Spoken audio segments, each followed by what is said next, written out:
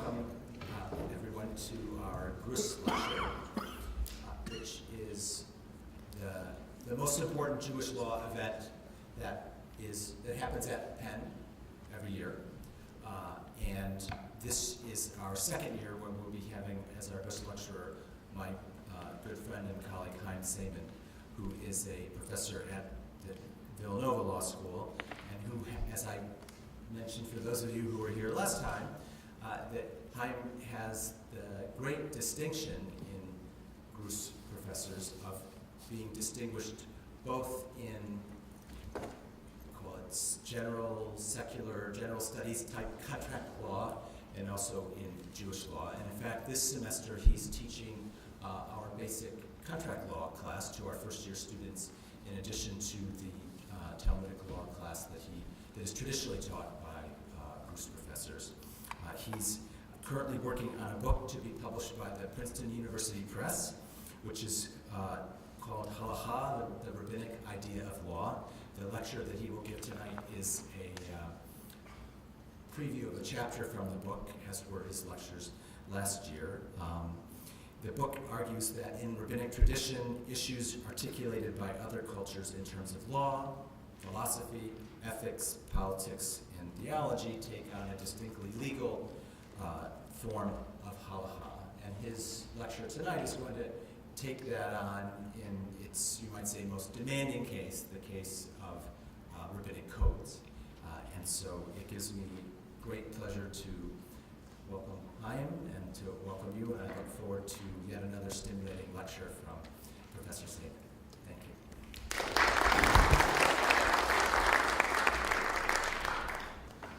Thank you very much. That was a great, I don't think I have to give it now. You basically gave away the whole thing. But I'd really like to thank Professor Baker and Professor Rock and the Gruss Committee and really Penn Law School for inviting me here. And I really enjoyed teaching both the Jewish law class and the Gruss lecture, but also being involved in the general life of the law school through teaching contracts and participating in various fora.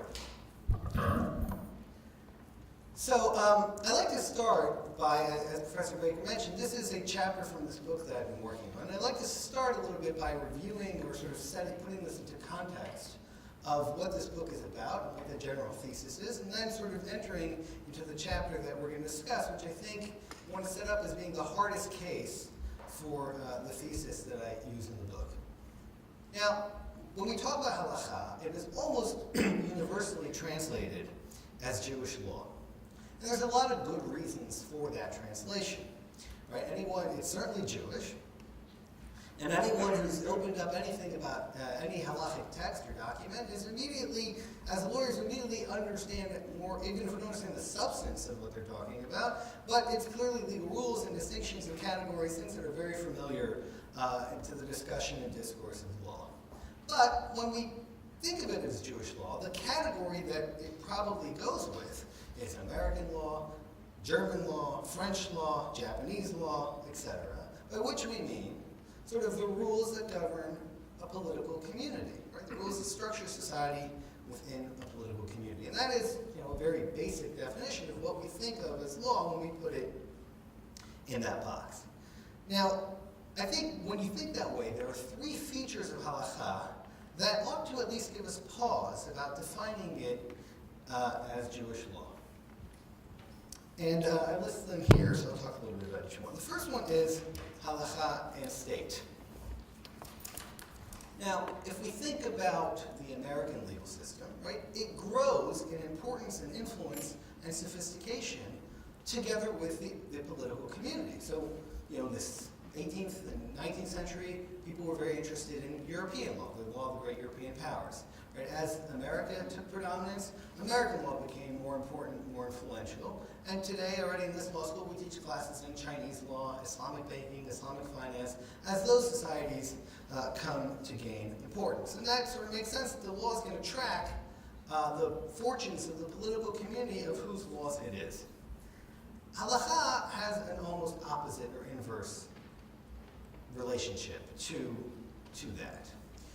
What we call halakha starts and really comes to the fore in the Mishnah and then later in the Talmud.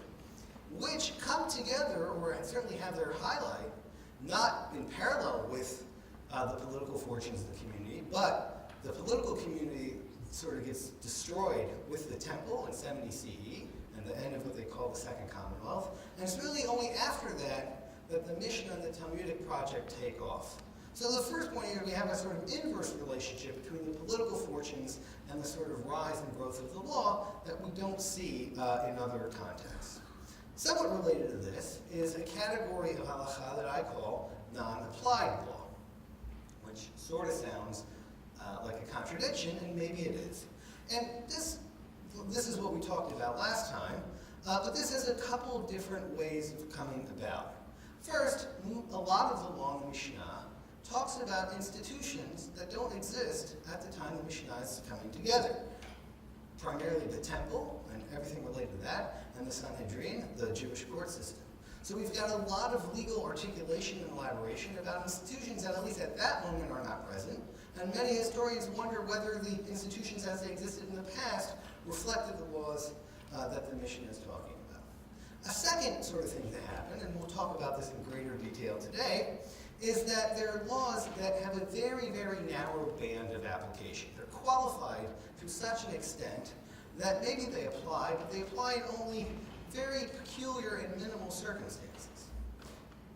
And then maybe an outgrowth of that, or the sort of edge of that, is a category of laws which I would say are designed not to apply. That they're qualified to such a degree that the Talmud itself comes up and says, yeah, this is not supposed to happen. And the famous ones of these are the rebellious son and the rebellious city. So obviously, if we're thinking about law as governing a political community, right, having not applied law sort of gives us some pause in sort of thinking about it that way. And then the third feature, which I think also is tied to this, and this we spent a lot of time in the first lecture last year, is the idea of Talmud Torah, or Torah study. And that's basically the idea that it's a mitzvah, a religious commandment and obligation, to study all forms of halakha, from the highly regulatory and applied parts, all the way out to those non-applied parts, and those parts that apply mainly in theory rather than in practice. Study is a form of religious practice, so in other words, we're not necessarily studying it to know how to do this, but because that itself is understood to be a form of divine service. And in last year's lectures, we looked at a text where God himself is seen to study Torah. Now, it's not because he doesn't know the rules, and it's probably not because the rules apply to him, but it's a way of modeling what it is that, as the rabbis understand, that spiritual work consists of. So when you put this all together, you get, a sort of spectrum, the way I think about it, that, I'm going to turn around here, that at one end, you have halakha that's applied halakha in a fairly conventional sense, by which I mean, these are the rules that the community is sort of expected to live by, and, in different times and places more or less does. But in addition to that, there's a series of laws at different sort of points in the spectrum that become less and less applied until you get to what we just mentioned quickly, things like the rebellious city that don't apply or even are designed not to apply. Now this is a little bit disorienting. I'm sorry, and it's also the mitzvah of Torah study applies to both of these, but not only does it apply to both of these, it tends to bring them together because it's what sets them within a single framework. Anyone who studied even one page of Talmud knows that you could compare and contrast these different types of laws, and they come into the same vocabulary, the same sort of unified system, and the same set of ideas. So if what we mean by law is regulation, we're going to have a hard time calling halakha Jewish law, because that might describe some of it, but there's going to be parts of it that don't quite fit. So the book is largely an attempt to sort of try to answer this question, figure out what is going on. And the way I sort of talk about it is that what halakha is, and that's the title of the book, is the rabbinic idea of law. And what does that mean? That means that you have to be able to understand that this system has these features. That on the one hand, you're going to have law that's applied in a fairly conventional way, but as you move on, it becomes, I would say, applied not through practice, but through the study of Torah. And that it is, the commandment to study is how it gets applied. Now here, applied, of course, is going to change. the meaning, right? It's not going to apply as law, as a directive of do this, but maybe apply more like the way a piece of literature or a poem or a piece of music will apply. In other words, that it's setting the mood, it's channeling the energies, right? It's creating a certain set of metaphors or analogies of what the halakha is trying to communicate. And by mandating study, it becomes then a cultural reference point that everybody knows. So that, right, because a metaphor doesn't work, or a cultural reference doesn't work if no one gets it, right? So part of the mitzvah of study is to make sure that everybody is conversant so that this process can work. So by definition, if I had to, would be the halakha is a legal language that incorporates both poles, and where a given idea can move freely between them. Now, this is a little bit abstract, so I'd like to look at one very quick example to try to capture this before we move on. According to Torah law, when somebody commits manslaughter, so that is killing someone not on purpose, so the punishment is what's called galut or exile. In other words, he's supposed to run away to a different town and live there for a certain period of time. And if he's in the town, then he's safe. And if he's out of the town, he can be killed by a member of the victim's family. And there's a whole tractate or half a tractate that discusses these rules. Now, there's a particular detail in this that I think is interesting.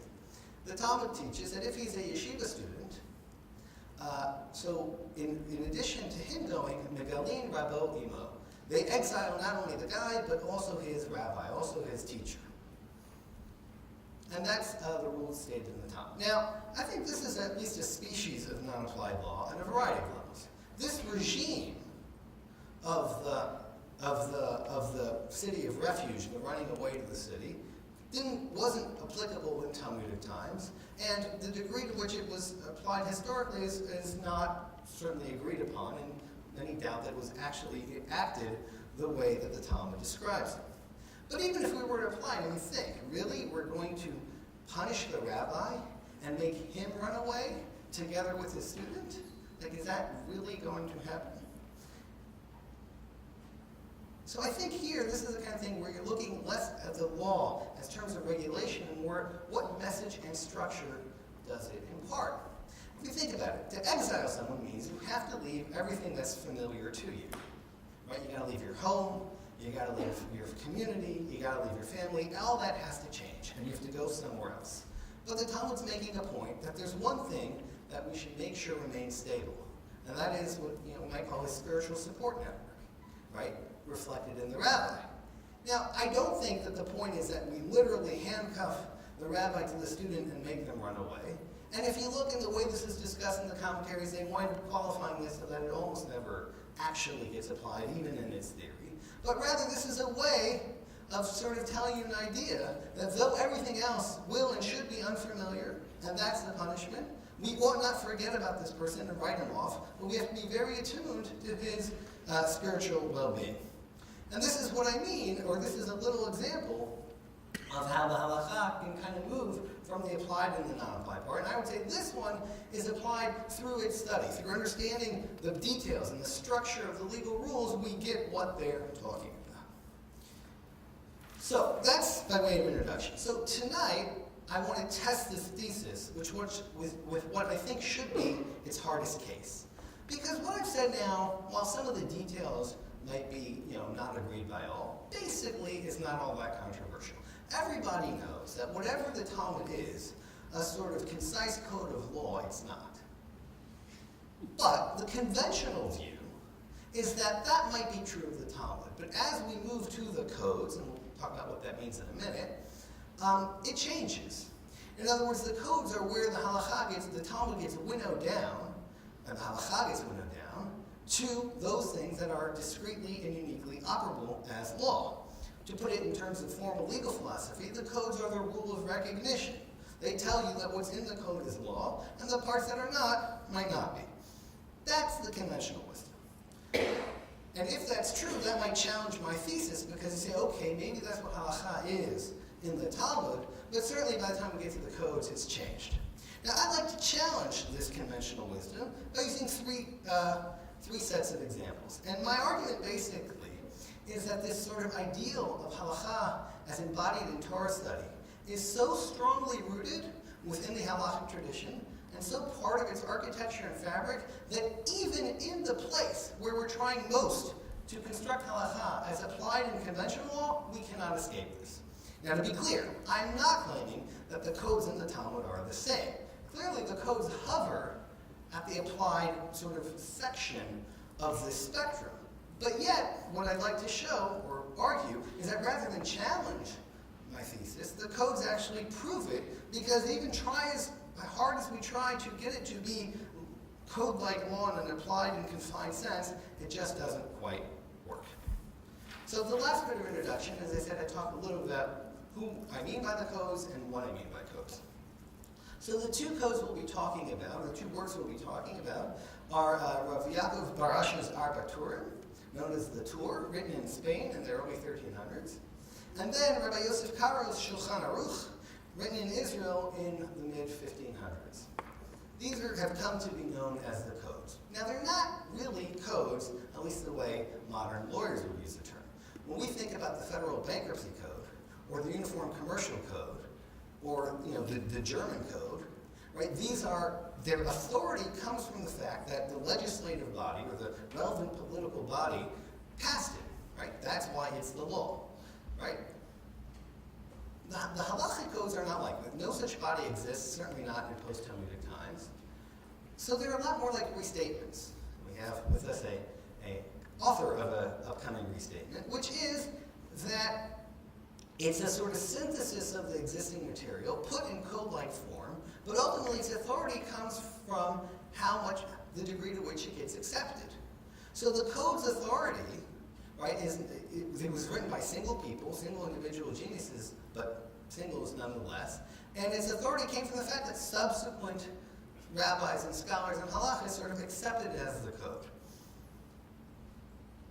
But their authority ultimately comes from, in the most part, to the degree to which they accurately synthesize the pre-existing material, and people have left room to argue with it. Now, usually these arguments are more in the ways of qualifications rather than direct arguments, but at least let's understand that we're going to use the term code because that's sort of what's become accepted, and they more or less function like that, but at least there is this formal distinction. Okay, so on to our first example. This is a topic we talked about a little bit in one of the last lectures, but we're going to pick up on a different point of it. So the topic is known as pshara, which I would roughly translate as ADR, or alternative dispute resolution. Meaning, rather than decide a case on the basis of the formal rules of law, you can decide a case based on a sort of compromise or arbitration or some process enacted through judges, but that uses different mechanisms.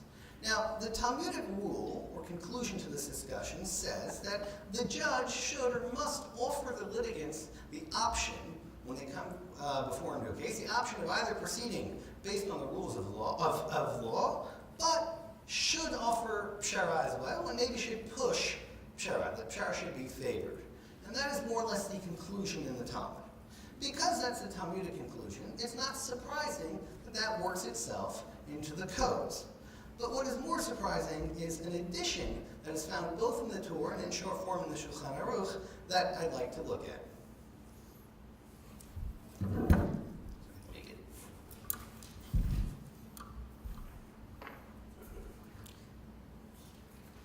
So the Torah writes, after saying that the judge has to offer the litigants the option of pshara, of this sort of alternate route that is not based on the legal rules, but based on some sort of mediated compromise, he says the judges are required to distance themselves in all possible ways so as not to take upon themselves to adjudicate according to Torah law. For the hearts have been considerably diminished. As we have learned in the Jerusalem Talmud, in the days of Rabbi Shimon Bar Yochai, adjudication of monetary laws was suspended. And you see in more condensed form that the Shulchan Aruch has the same thing.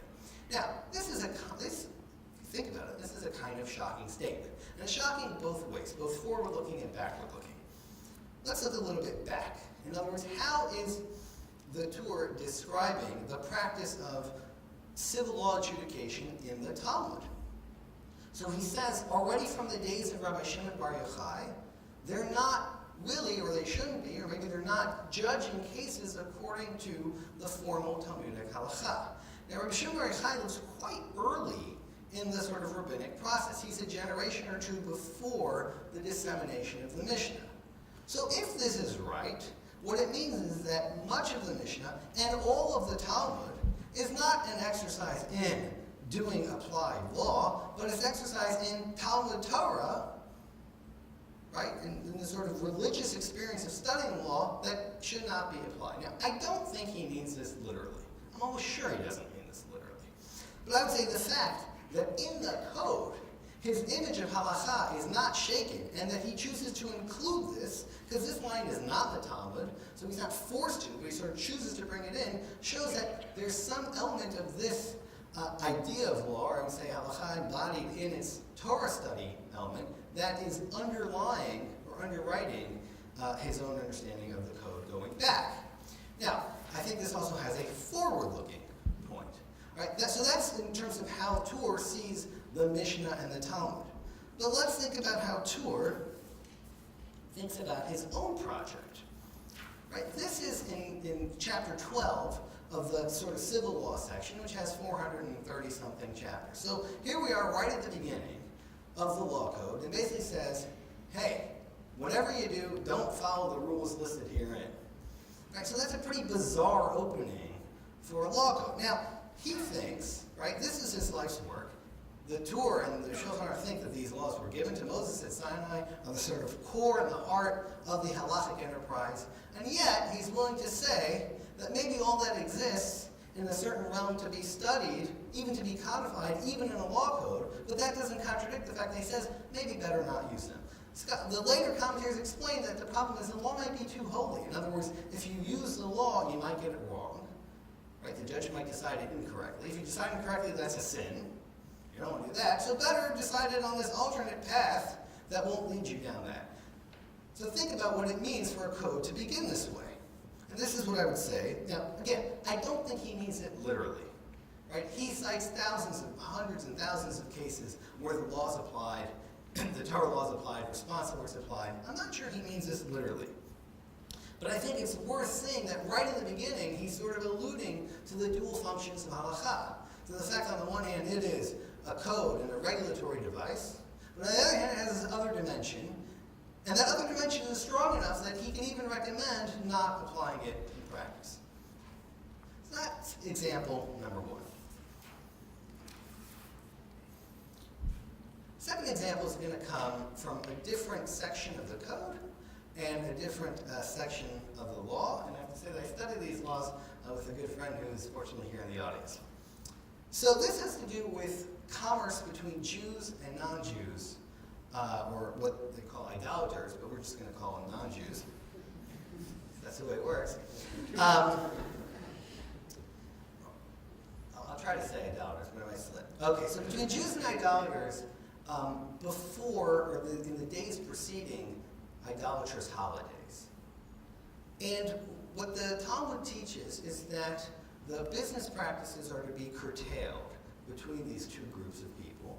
And the general explanation, so we don't buy, you don't sell, you don't enter into loan transactions, and maybe you don't collect debts, sort of in some period in and around the idolatrous holidays.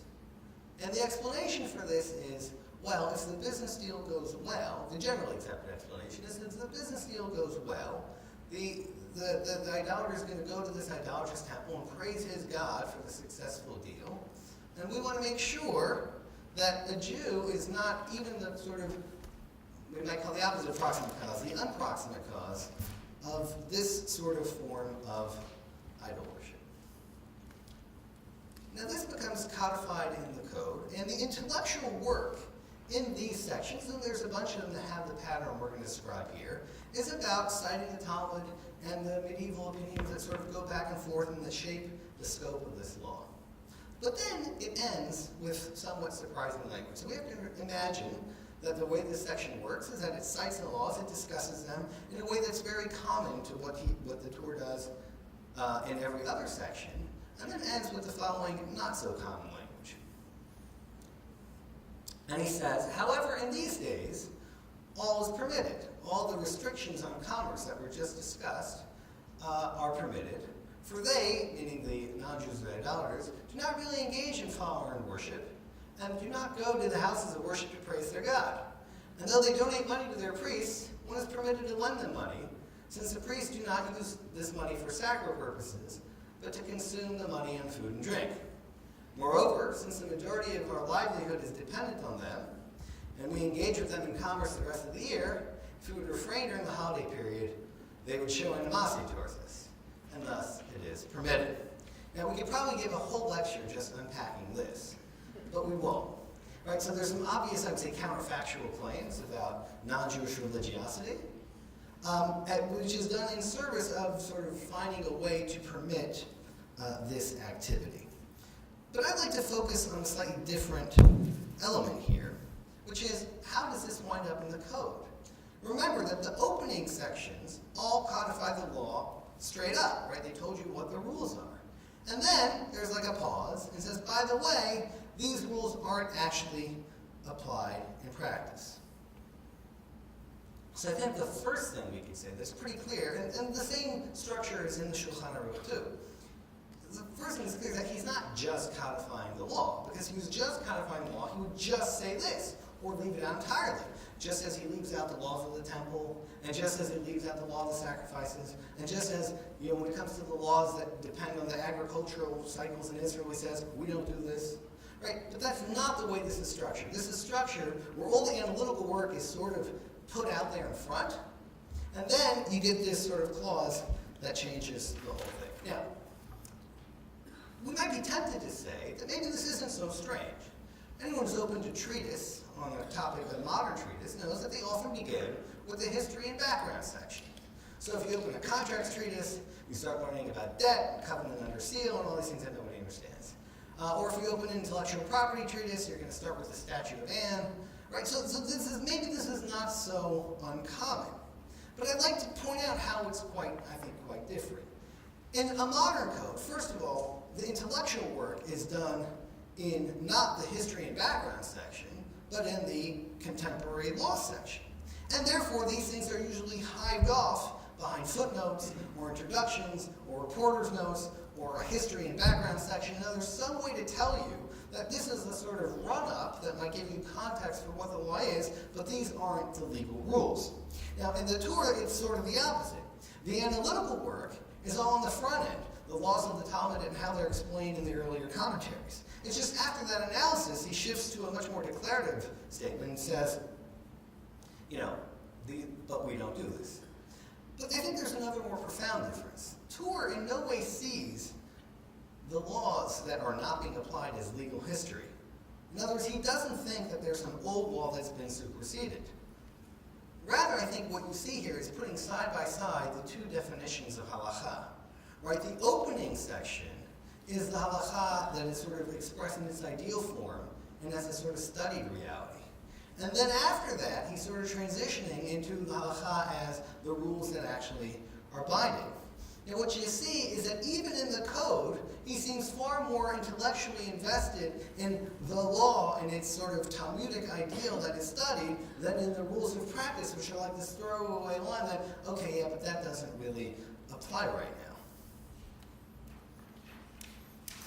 So we might say that he opens with what I would call the halakha is embedded in Talmud Torah, maybe an aspirational sort of view that says, in truth, in some deep sense, a Jew should be so repulsed by the idea of idol worship that he doesn't want to be in any way, shape, or involved in this. That's a sort of halakha as forming the ideology. But then it shifts, so in other words, it's not here being practiced as law, but more in that more abstract sense of shaping the religious and social outlook, maybe like the way that when we kick out the student, we kick out the rabbis, performing the same sort of function. More theological orientation than legal directive.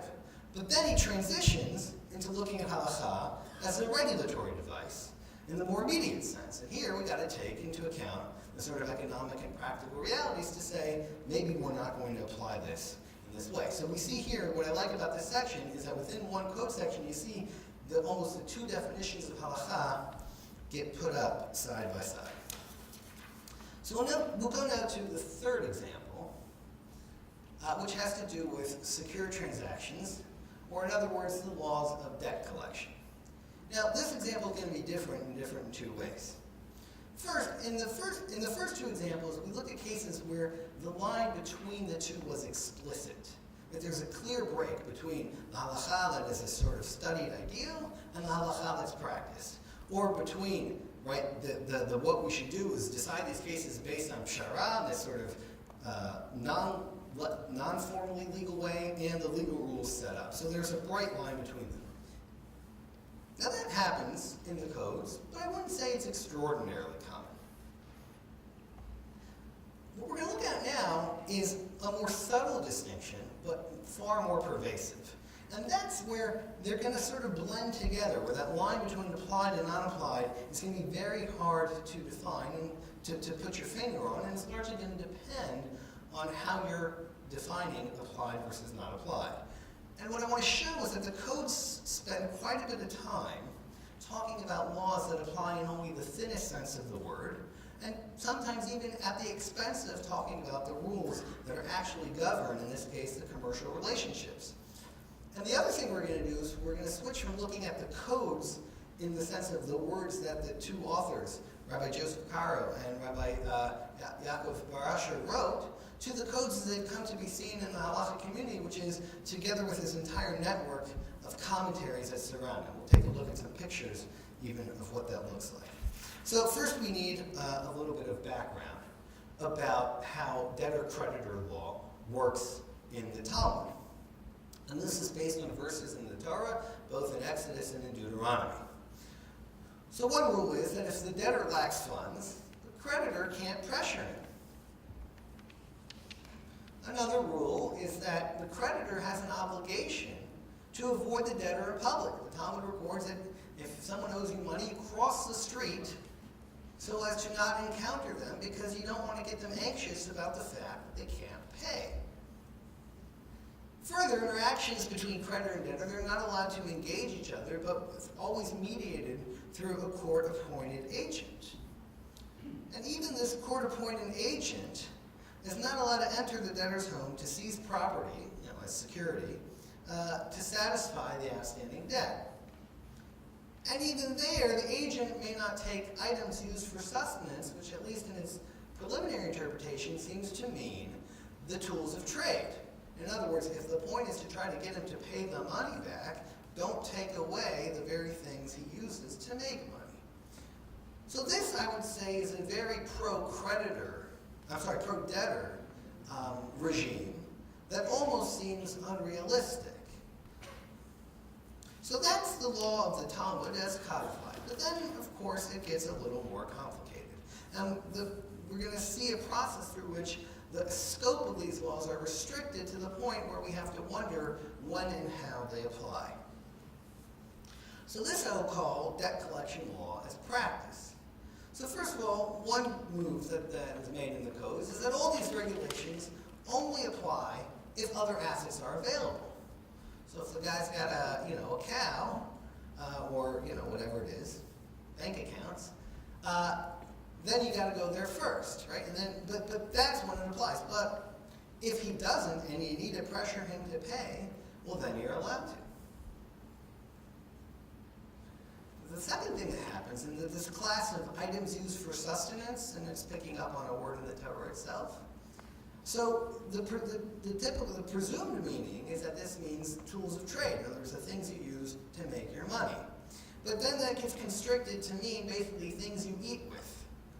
So that's forks, knives, and spoons, which not surprisingly are not very commercially important.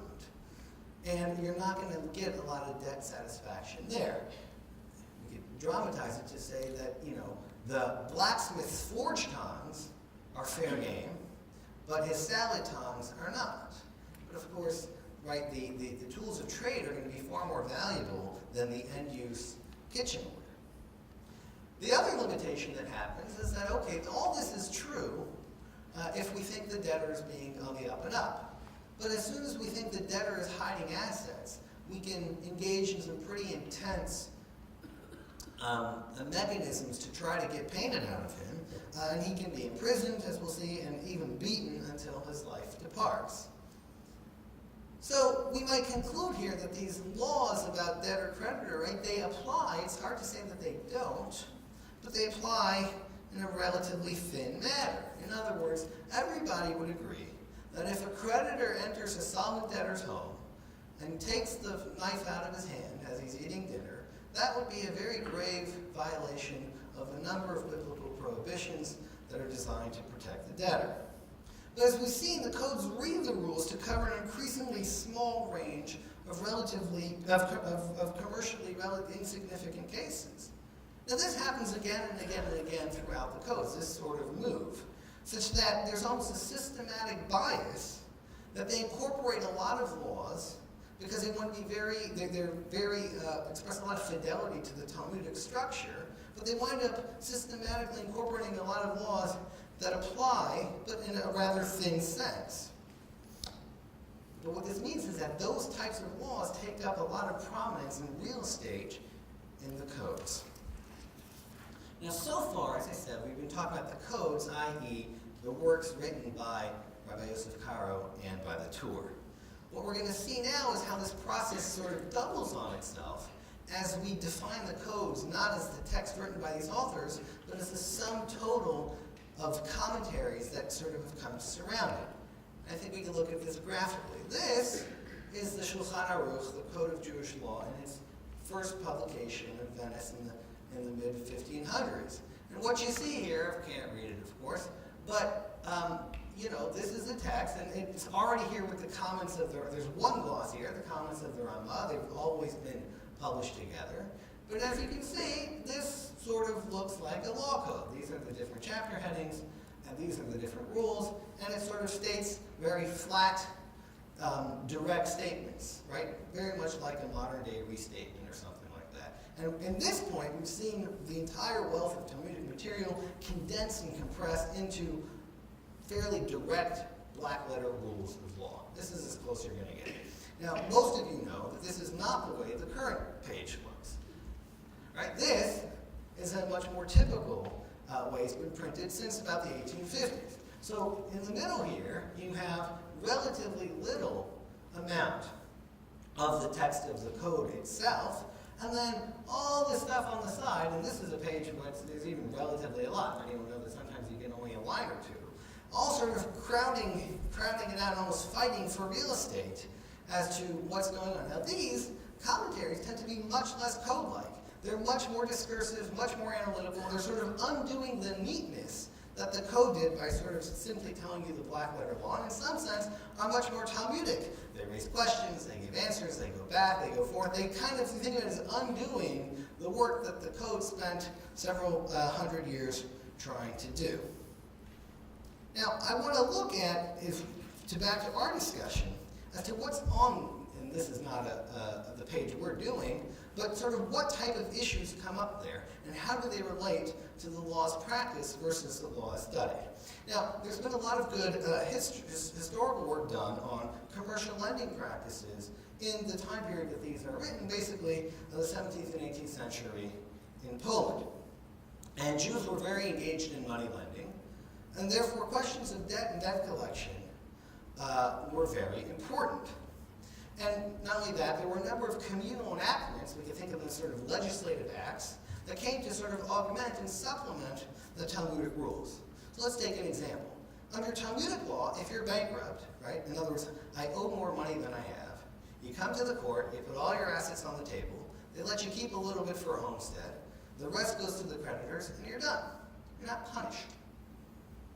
Already in the medieval period, we saw that that's true, but if they think you're engaging in some sort of sham transactions to hide assets, they're going to use more force, right? They're going to beat you or imprison you or something like that. But the halachists are very concerned to say that's only when we think he's hiding. We're not going to punish him for basically entering bad business deals. However, this communal legislation comes and pushes it a step further and says, no, we're even going to allow basically what we call debtors' prisons. That in order to deter people from taking speculative, risky undertakings, we're going to throw them in jail if they can't pay. So that's a little bit about the lay of the land. Now, when we look at the discussion, sort of what's going on in all this commentary, we'll see that there's two types of issues, and I've divided them this way. There is some discussion discussion of what I would call practical issues. And any lawyer will see that these seem to be the sort of questions at the cutting edge of where the halakha draws the line. So for example, can a debtor be forced into labor to pay off his debt? Answer, no. But clearly people were trying. Should the court honor a debtor's contractual promise to be imprisoned for failure to pay, right? So in other words, no one's going to lend unless you undertake an obligation that say, if I don't pay you, I will go to jail. I'll be imprisoned. And the halakha say, no, we're not going to allow that. We've already talked about it, but an evading debtor, right, someone who thinks is hiding assets, can be imprisoned. And then they ask, can you rely on these communal enactments? Like people are doing this, they're throwing people in jail as a sort of punitive measure to try to get them not to default. And the halakha consensus is no. So these, I would say, these are the sort of issues that we would expect to see, in our terms, litigation about. We would expect to see a lot of halakhic discussion about, because this is, and the historian sort of reinforces, this is the stuff that's actually happening in debt collection practices in the 17th and 18th centuries in the communities. Now, I'm not going to say that you can't find this on the page. You can. But A, you gotta look for it. And B, it is certainly not privileged. And it lives together with some very different types of questions. For example, there's a whole discussion as to whether this prohibition of taking, right, the object that you shouldn't, this biblical prohibition, is that something that's subject to lashes, to biblical lashes? Now, we discussed last time, biblical lashes were not at all in force in Poland in this era. They weren't even in force in the Talmudic period. Right? It's really the Talmud sort of remembering how, in a pre-Talmudic period, lashes might have been offered. So asking whether you get lashes is sort of non-applied law, or almost there in a bunch of senses. First, we said it's pretty hard to fall into this category, right? You need to have a debtor who's otherwise solvent, but you decide to go and take his knife or his fork anyway. And then, oh, by the way, lashes aren't really offered now. They're more this sort of like halakhic idea. So this is what a lot of discussion on the page of the Shulchan Aruch is engaged in. And here I would say you see that in some sense, maybe these types of questions take more graphical and conceptual precedence over these types of questions, or at the very least we could say one is not favored over the other. And this is why I would say that, particularly as you move into the commentaries, what we see is that that the code sort of becomes undone, that it reverts back from being this applied law by which we've been talking about the legal problems that are sort of functioning in the economy at this moment, back to this thing that's much more reminiscent of the practice of Torah study. We really look to understand the conceptual dimensions of the halakhic system. So as black letter law, these issues have no business being in a code. But as sort of an ideal of Talmud Torah, of Torah study, that the law at least make a ton of sense. Now, this sort of move reaches its high watermark in the commentary of Rabbi Aryeh Leib-Heller, known as Iksot HaChoshen, who his life period is the late 1700s, early 1800s.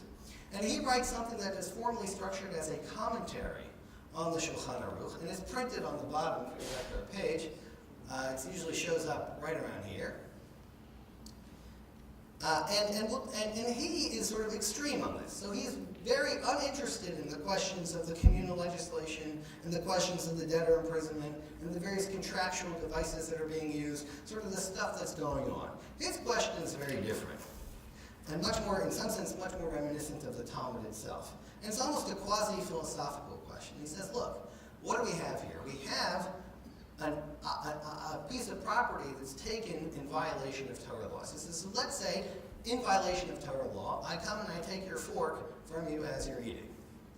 So the question is, does property vest in me?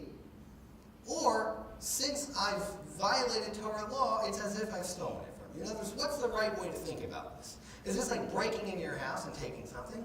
Or, since really you owe me money and really I have rights to it, I can acquire title, it's just that there's a separate prohibition that applies. Now, first of all, that has very little to do with any of the practical issues going on, but he's not even really interested in the law in this case. He's using the law in this case to ask a question of what sort of system is halakha? What is the sort of like conceptual or analytic roots of the halakhic system? Is it a system that when you violate one of its principles, the physical act that you do nevertheless takes hold? Or is it the type of system where the legal categories predominate? And you can see that this is something that analytic legal philosophers discuss. You can imagine this being discussed in a law review article, right? But it's hard to imagine this being discussed as a commentary on the code. Yet for the Ksot, he thinks that's what a commentary on the code consists of. And then when it gets printed on the bottom of the page, and then everybody understands that the code is the kind of thing that does this too. Now, to conclude, we might ask, okay, but how special are halakhic codes in this way?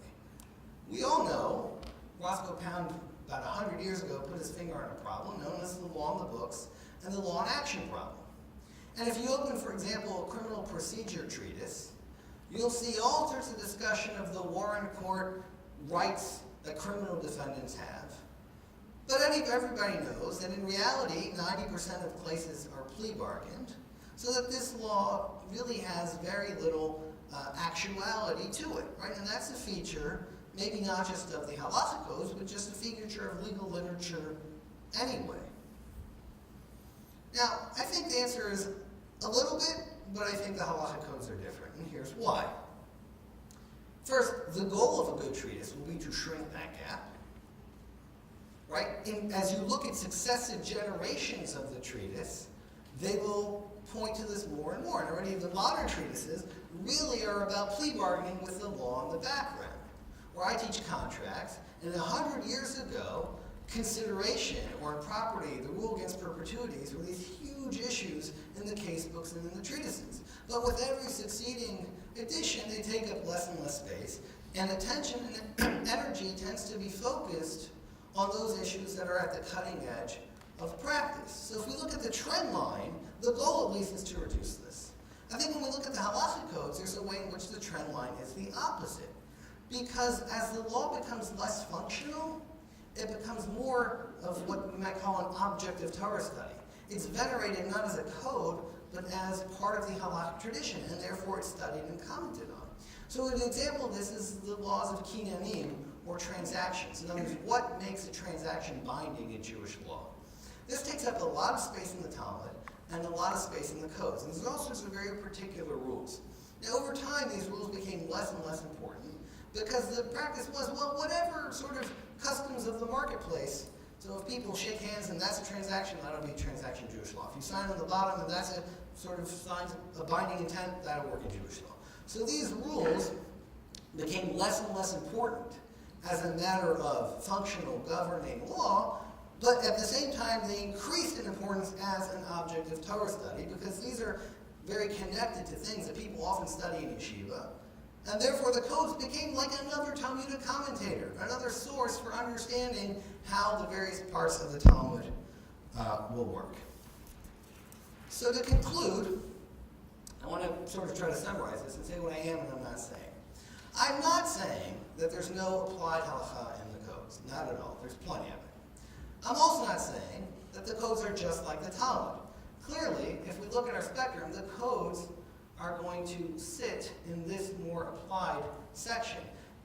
But I am saying that in the literature that is so self-conscious about trying to be just the rules of law as applied, the structure of halakhic discourse is such that it really doesn't let it happen. And what we see that the codes become transformed from short works that summarize black letter law into complicated multi-layered systems that replicate many of the ambiguities and complexities that inhere in the Talmud as well. So in other words, the codes basically replicate the Talmudic practice, and my argument would be because if you're in halakha, you're going to have to. Thank you.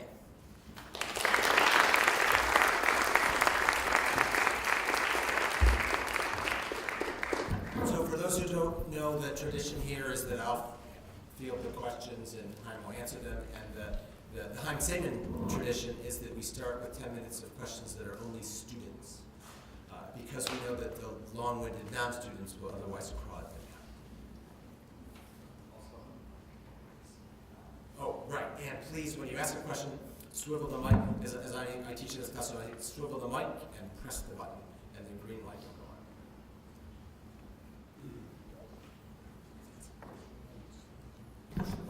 on. Awesome. So there are obviously halacha where the Talmud says drash v'kabel schar that have been completely abridged. But there are some halacha that, within the concept of the messianic redemption, will soon become relevant, or at least within the rabbinic mind. So it hasn't completely lost its relevancy, and you can't say it's completely not applicable. But in the future, it will be. So I'm just wondering what distinction you see in that, and how that changes your view of the codes. Sure. Well, let me pick up on the last part. I don't think it changes the view of the codes at all, because that stuff doesn't wind up in the codes. Now, you're asking a good question, which is sort of less about this lecture and more about the project generally, is, right, that there's a sense in which at least some of the non-applied law, maybe a lot of the non-applied law, is at least, I presume, to be applied in the future. So first of all, you're absolutely right. And I think there's sort of two responses, but I don't think that changes all that much. First, as you noted in your question, by any account, there's things that will not apply in the future. There's also a category of halakha that talks about things that are only in the past and not in the future. For example, there are laws that detail how the Mishkan, the pre-temple tabernacle, worked. And by nobody's account are we going back to that. Now, I don't think it's a matter of how much. I think as long as you show the marker that there's something in that, it's not a null set, that the category of halakha that will not apply, or maybe never did apply, exists, then we're really on the spectrum. So I think that those other cases are spectral. But I think that it just sort of highlights the point that we have to be able to account for both poles in our understanding of what we're calling halakha.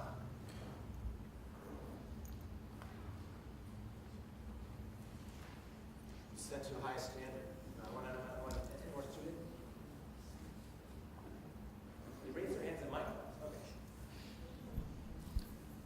So you talked about how things that are maybe part of the null set that no longer apply become more an object of Torah study.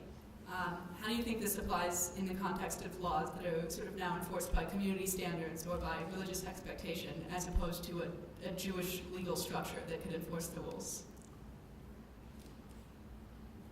I want to make sure I answer your question, so can you reformat it? Yeah. You said that there are some laws, like laws relating to the temple, that are now only historical. But as far as laws that would have been enforced by rabbinic courts or are discussed as being enforced by rabbinic courts in maybe an American legal context where the secular law would not enforce those laws, how do you kind of address that contradiction? Sure. So for my view, I don't think what I'm calling applied law does not necessarily need a court system. So let's take the laws of Shabbat. Okay? I would count the laws of Shabbat applied within the Jewish community that sees itself as adhering to halakha, even though when you violate Shabbat, you don't get a court summons and you don't get police officers to sort of come in. So you're right that the halakha sometimes imagines that that might work, and maybe in some contexts it does, and in some contexts it does in sort of informal mechanisms. But from my view of applied, I don't need there to be a formal enforcement mechanism. I would say that a religious enforcement mechanism or a communal or social enforcement mechanism is enough. So which is why I would count the laws of Shabbat and the laws of blessings and the laws of prayer as applied law, even though for some of those, for example, laws of prayer, even in the halachic ideal, those will not be enforced by any court-type system. But I think that they are enough applied for my definition. Oh, okay, good. I just have a follow-up to that. So if the laws are applied in that they don't have court sanction or formal sanction, but rather instead social sanction, in what sense are they laws and not just social norms? Okay, so that's a hard question that you can ask about all sorts of systems. And so I would say that, right, let me think of how to answer that. So you're right, that the halachot are not law in that sense. And if you're going to use a definition of law that says that something that must have a court system or a judicial system to enforce, then halakha today in America is not law. But the difference is that on its own, account, halakha does have those mechanisms, at least some of the time. It's just that right now they're not applied. And I think that itself is a function of that distinction. But now sort of moving away from halakha to a general question of legal theory, I would say that that is too narrow a definition of law, and we could, that's a whole separate discussion. But I think that law is more capacious than that, but that's sort of, my opinion of what the definition of law is. But I would say that halakha imagines that at least in some cases there is a system that enforces these. It's not enforced today, and that to me is enough. And there's all sorts of informal, there's what I called in the last lecture sub-halakhic enforcement, things that are not pursuant to the formal law of the Talmud, but over time have become communal enforcement practices.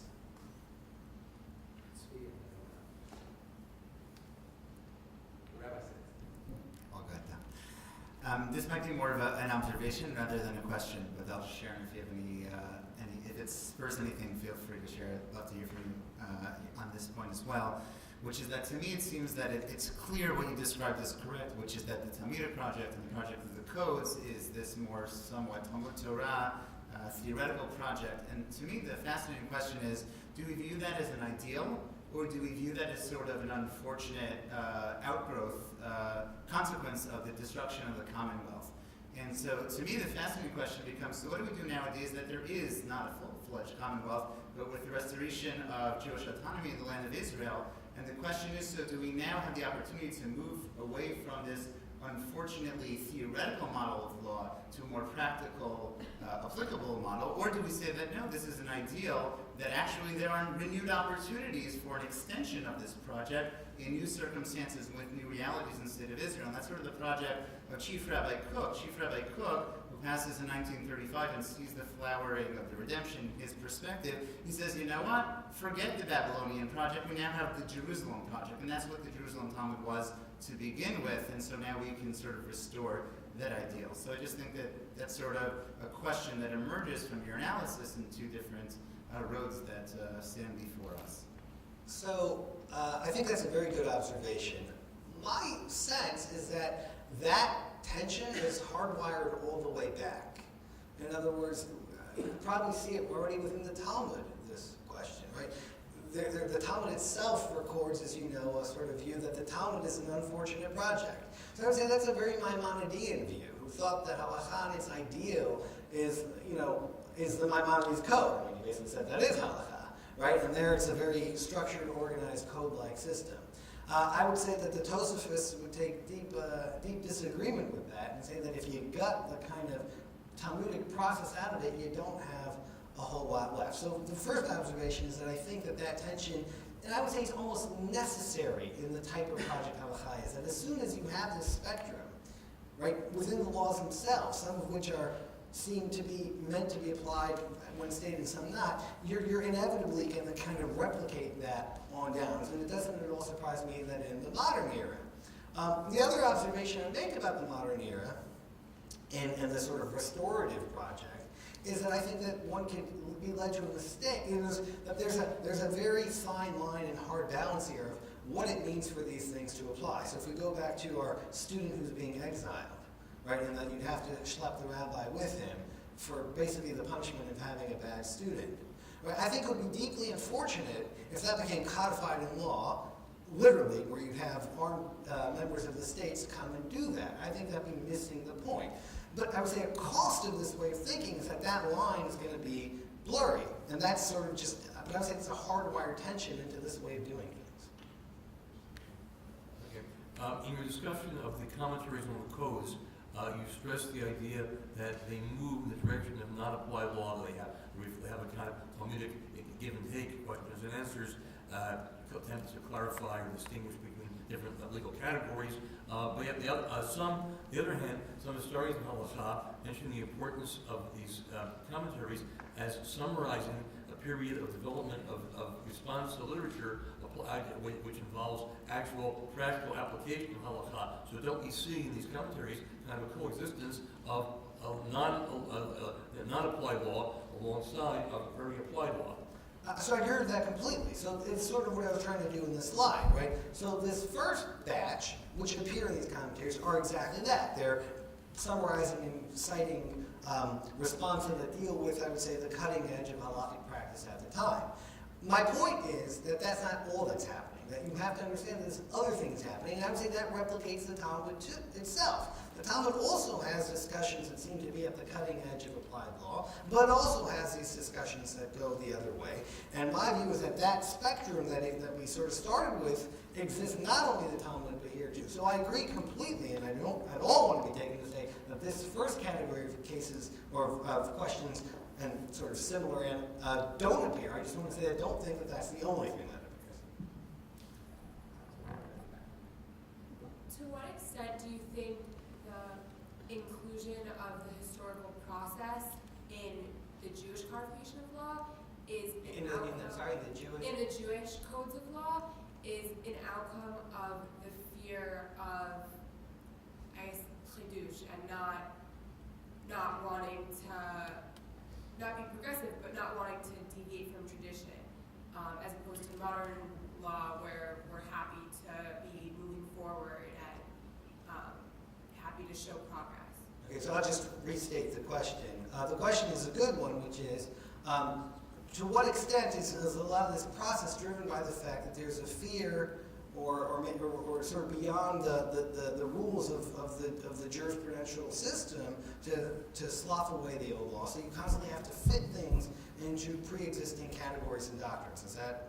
So I think that's right, but I'm looking at what effect does that have on your conception of what the code is. In other words, if we look at the latter two examples, right, you clearly see a process in which as time moves on and as historical situations change, right? If we take the last example, the commercial system laid out in the Talmud becomes kind of unrealistic, and then all sorts of loopholes are put into that. So I think that's right. The question is, but all that gets put in the code, and then what is your image of what a code does and how it works? And as you see, later interpreters respond to that by sort of re-Talmudizing the code precisely because of that process. Yes. Many years ago, the Gentiles used to come into the Jewish course, the Jewish spot they did, because they trusted them. Nowadays, even the Jews don't go to the spot they did because they know not to trust them. Where we go wrong is this codification have anything to do with this. I would practically state that I published an article on the availability of judicial opinions and the codification process and just in American secular law, and my thesis is that it has something to do with it. You see it, this is having something to do with it. Oh boy. So your question is an important one and a difficult one. I would say, sticking to sort of our topic here, I don't think the codes have a whole lot to do with it. When we get to a discussion of A, if that description is correct, and then B, why that is, but I wouldn't put it really on the process of codification. You might think about it in terms of different ways of dealing with modernity and the sort of disintegration of a traditional society. How about the fidelity of the codification? How about how accurate is this text? Is that not one reason that we use the Talmud Bavli, the Babylonian, instead of the Jerusalem Talmud, because there were discrepancies in various specimens in the Jerusalem Talmud that you didn't have in the Babylonian Talmud? That's true, and to some degree you're asking of sort of how codish are the codes. In other words, the ability to go behind the code or to the side of the code. So I think the answer to that is sort of depends on who and when you are. One thing I would say as a general rule, later commentators are going to be unwilling to sort of only in rare circumstances confront the code head on. But by the way, neither do lawyers, right? If you can distinguish as opposed to overrule, you're always going to want to distinguish. And I think that the commentary has that structure too, and that the development usually happens by sort of distinguishing and swerving between the rules rather than a direct confrontation, although that does happen.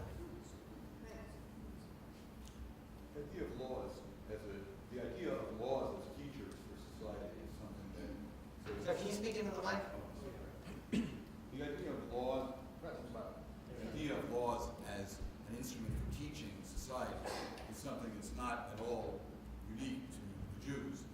But I wonder whether some of the factors that you're observing are a function of the fact that because we don't have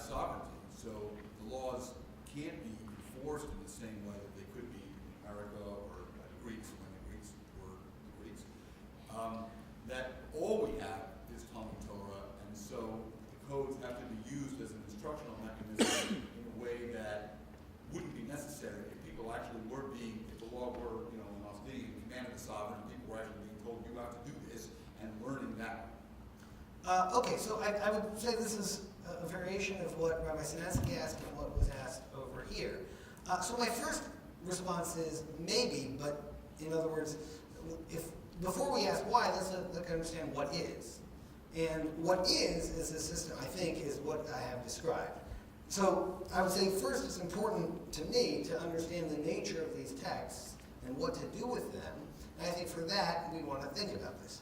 Now, as to your second point, I think it's a little of both. To go back to some of the questions before, right, look, it depends what you think the ideal point is, right? But the Talmud already, which at least for the codes is going to be considered the ideal point, already has this feature, right?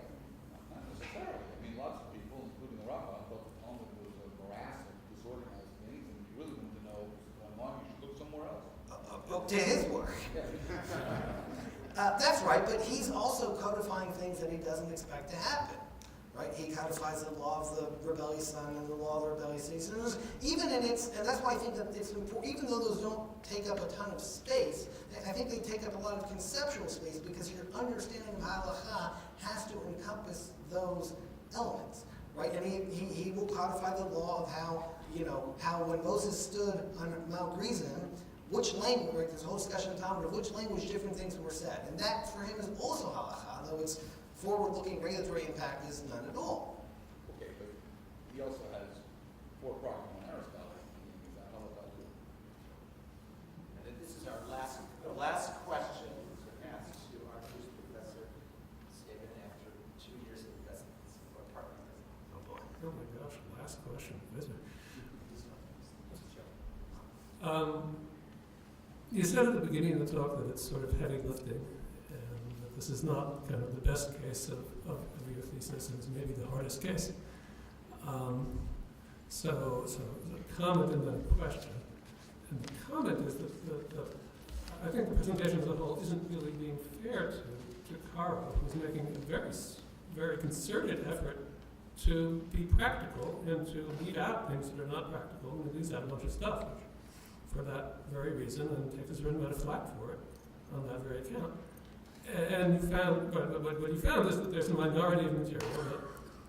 There's a minority of material in the Shulchan Aruch, which is not practical, which is ideal, or is no longer functional, or whatever. The question is whether you're claiming that there aren't any texts which are entirely functional.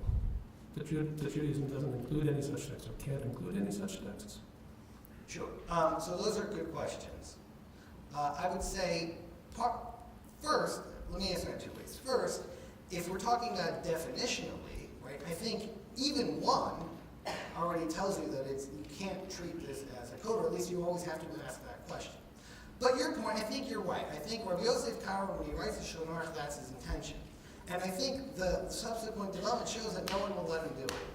And to me, that's the point. It's not the question whether any single person could. Of course you could.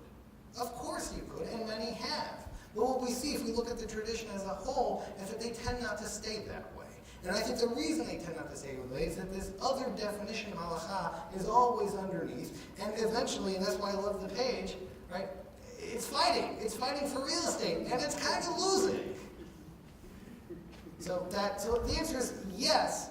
But the fact that they think to print this page this way, that there's a logic that says this is the right way to do it, this is not how an American code looks, right, is sort of reflecting this sort of other understanding that I think is sort of an ongoing theme. So I would just like to say on behalf of Penn Law School that we are, these have been a really extraordinary series of lectures, and we've been privileged to have Professor Saiman with us, and I hope that you will all join me in giving him a round of applause.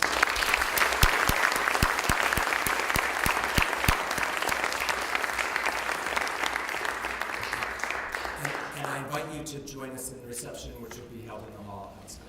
Thank you very much for coming.